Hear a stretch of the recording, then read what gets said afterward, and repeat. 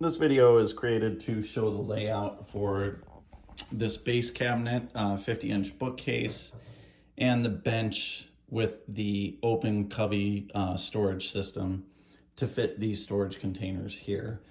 So starting on the left side, this shows the elevation of the 1-inch thick hard maple wood top that'll be stained in carbon gray. And then this piece here shows the face of the cabinet. Now what I've designed is for a cabinet that doesn't have a toe kick, but would have a 3.5-inch lateral rail that would follow the 3.5-inch bottom platform for this part over here. So with a 50-inch bookcase sitting on top of this 36-inch base, this base will have 2 shaker style doors.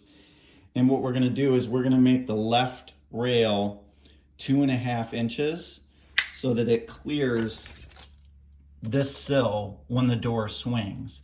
That way the door will hit the sill when it's open, but it'll be able to swing open a full 90 degrees.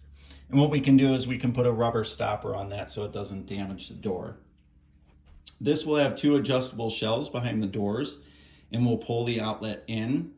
And what we're planning for is we're planning for a 50-inch bookcase, which I will show you exactly where that lands on here. That is 50 right there.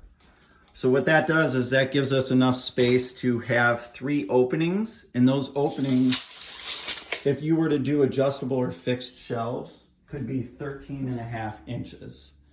So that bookcase is 12 inches deep.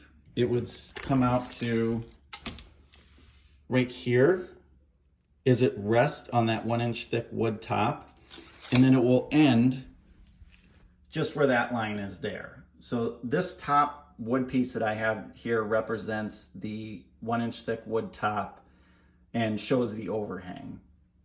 So that takes care of the left side. Being short of the ceiling will definitely make it easier. What needs to be decided is whether or not those shelves will be adjustable shelves or whether those shelves will be fixed shelves. And we will make those 1 inch thick, even if it's an edge banded front, to match the lateral and vertical rails on the bench system over here. So the bench top will bed into a flush side of the cabinet here. So this is going to be a complete right angle, and then that wood top can slide along, scoot into it, and I can even drive screws from the inside of the cabinet into the edge of it to pull this tight and make a nice seam here. So that 1-inch thick wood top will be stained the same color as this 1-inch thick wood top. And what you can see here with the dividers is they're sitting on this 3.5-inch platform. They fall within this range here, which is actually a really nice range for those to fit into. This line shows where the top lateral rail will end. So from the bottom of the top lateral rail to the top of the storage bin, there's about 3.25 inches. And that's nice because it gives you some extra space in case you have material or storage, things being stored in here that are a little taller, or if you upgrade to a taller bin. Now that could be taken down either by increasing the thickness of the top lateral rail or by lowering the elevation of the bench altogether. But we talked about that and we decided that this looks pretty nice the way it is with it seated in there with that extra space.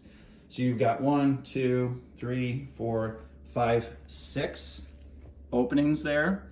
And what I would do with this outlet is, depending on the way the wires are run to it, this storage bench is going to have a closed back. So what I can do is I can relocate the outlet about 2 inches to the right and then pull it through the back. So with it being open, if you were running a vacuum in here or something, you would still have access to the outlet and you wouldn't even have to flip open the top or a door in order to gain access to the outlet. This here shows the elevation and the depth of the 1-inch thick wood top on this side. And I do know that I'm going to have a little bit of a challenge here for square against the wall. We've got an exterior wall and a short wall. So what I'll do is I'll have the glue up made a little bigger, and then like this right here, this would serve, if this is locked in, as a template as to what that cut should be. So the top will make contact here and here, but there will be some gapping here. That's just unavoidable because when they framed this, they didn't put any studs in the center. So it's just drywall kind of floating in here. Not uncommon, but I just wanted to address that. Seeing how this is pulling against the wall, I will bring a scribe to run along the top, and I can create a border piece here to hide any gapping you might see from where the top sits against the wall. So really that covers everything as far as how this layout is going to go. And that video is just to verify the placement of the templates, the elevation, the depth, and the layout for you guys to take a look at.